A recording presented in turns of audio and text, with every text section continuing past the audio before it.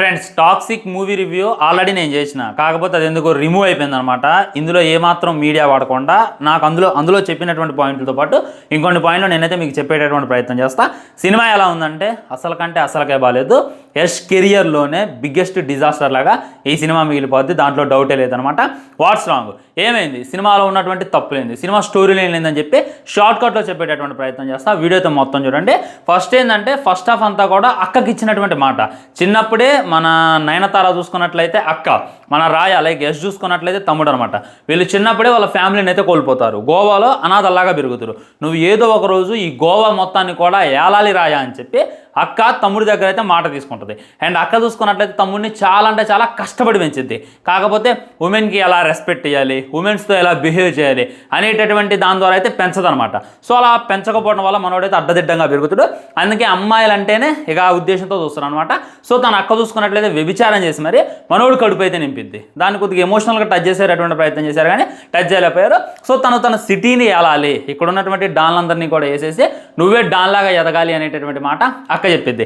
అక్కకి ఇచ్చినటువంటి మాట కోసం తను ట్రై చేస్తూ ఉండగా తనకి మార్గం మధ్యలో కైరా అనేటటువంటి హీరోయిన్, మన హీరోయిన్ అయితే పరిచయం అవుతుంది అనమాట. ఇంకా ఆ హీరోయిన్తో డీప్కి వెళ్ళిపోతాడు, అందరిలాగా అనుకుంటాడు. కానీ ఆమె కొద్దిగా డిఫరెంట్, ఆమెతో డీప్కి వెళ్ళేటటువంటి ప్రయత్నం చేస్తాడు. అప్పటికే ఆ సిటీలో ఉన్నటువంటి బిగ్గెస్ట్ దాత మనోడి దగ్గర అయితే మాట తీసుకుంటాడు. నువ్వు కానీ నేను చెప్పినట్టు విని నా కూతుర్ని నువ్వు పెళ్లి చేసుకుంటే నేను ఈ సిటీకే పెద్ద డాన్ చేస్తా, ఏమంటావు అంటాడు. అదేవిధంగా తనైతే డాన్ అయితే చేద్దామని చెప్పి పెళ్లి కుదిరించుకుంటాడు. ఈ గ్యాప్లోనే మనోడు చూసుకున్నట్లయితే హీరోయిన్తో లవ్లో ఉంటాడు. తనకు ప్రెగ్నెన్సీ అయితే అది ఇదంతా కూడా ఇంటర్వెల్లో చూపించేటటువంటి ప్రయత్నం చేస్తాడు.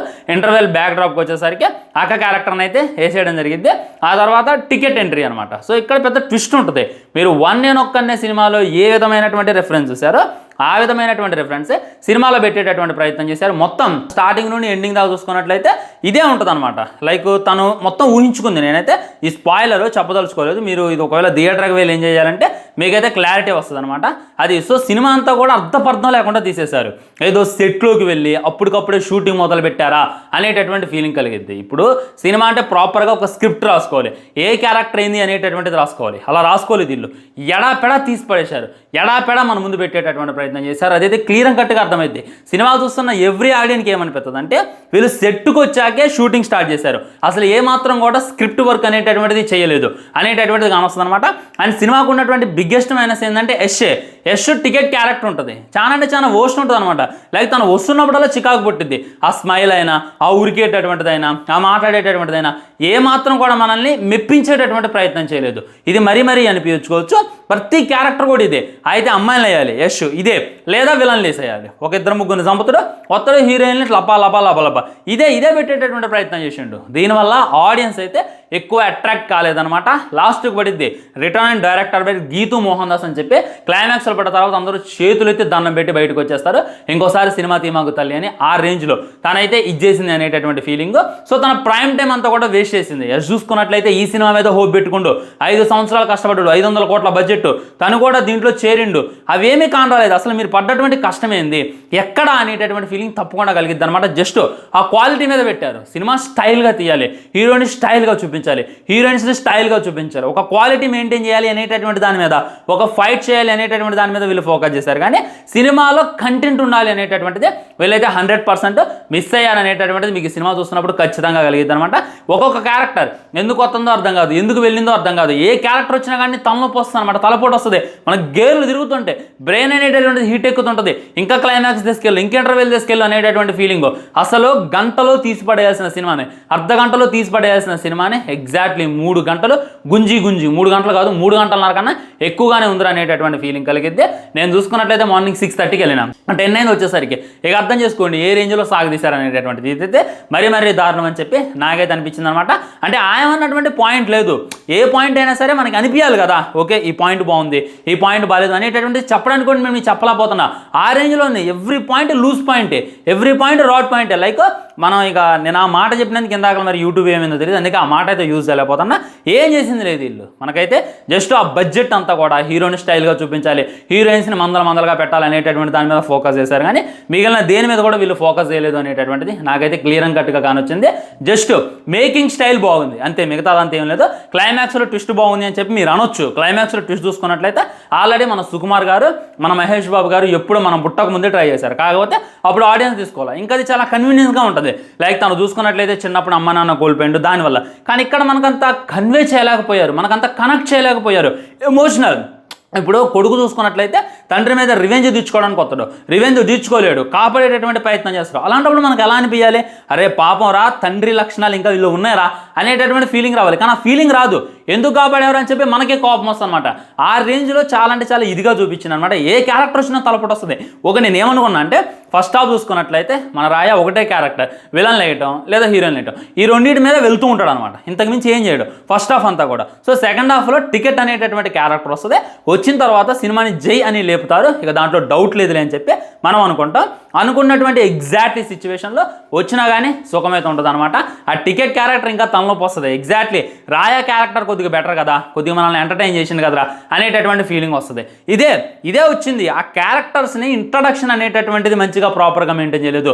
ఆ క్యారెక్టర్ ఎందుకు వస్తున్నాయి వరల్డ్ బిల్డింగ్ అనేటటువంటిది ఎగ్జాక్ట్లీ వీళ్ళైతే మిస్ చేసేటటువంటి ప్రయత్నం చేశారు. కనెక్టివిటీ అనేటటువంటిది దొబ్బిద్ది. ఇప్పుడు మనం కనెక్ట్ అవ్వాలి. ఫాదర్ అండ్ సన్ అంటే ఇప్పుడు యానిమల్ మూవీ ఉంది, ఎలా కనెక్ట్ అవుతాం? వాళ్ళిద్దరు లవ్కి, అరే పాప వీడిని పిచ్చోళ్ళగా ఎంత చేస్తున్నా కానీ తండ్రి ఏంది లెక్క చేయట్లేదు అనేటటువంటి ఫీలింగ్.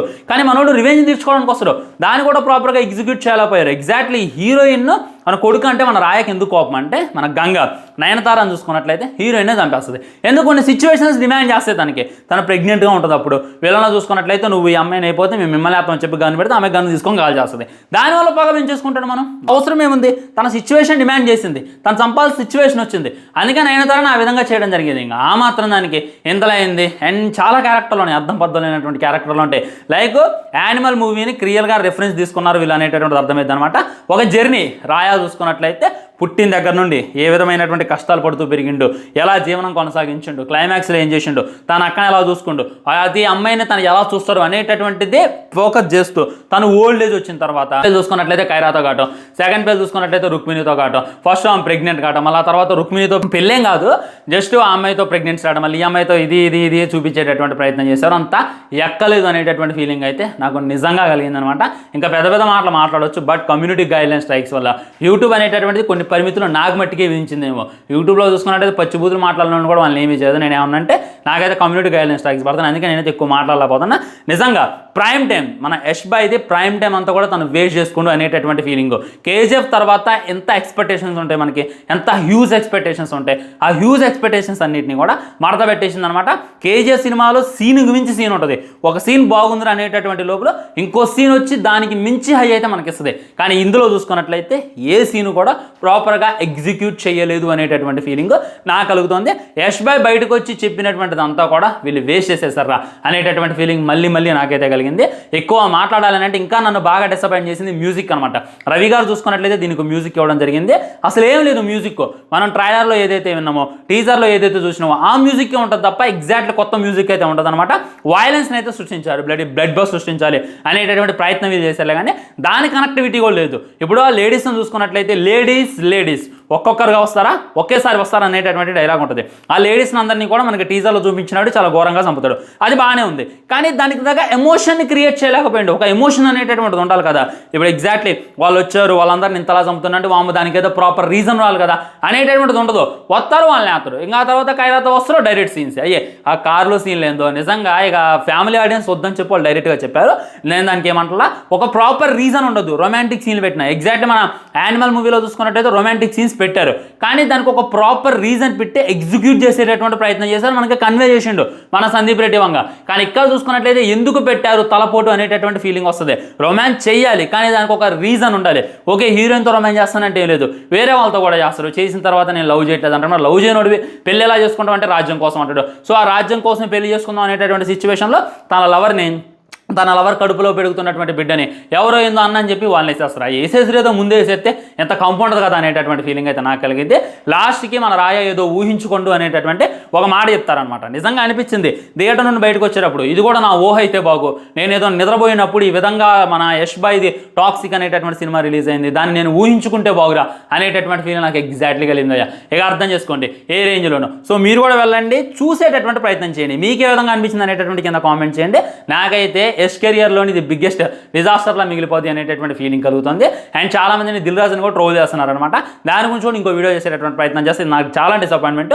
ఇందాలో ఒక వీడియో చేసిన దానికి ఎగ్జాక్ట్లీ 1 lakh టచ్ అయ్యాను అప్పుడే, కానీ అది ఎందుకు రిమూవ్ అయింది అనేటటువంటిది నాకు కూడా తెలియదు. అది మాక్సిమం కంబ్యాక్ వస్తే ఈ వీడియో అయితే ప్రైవేట్లో పెట్టేటటువంటి ప్రయత్నం చేస్తాను. By by. ఛానల్ని సబ్స్క్రైబ్ చేసుకుని వీడియో లైక్ చేయండి, షేర్ చేయండి.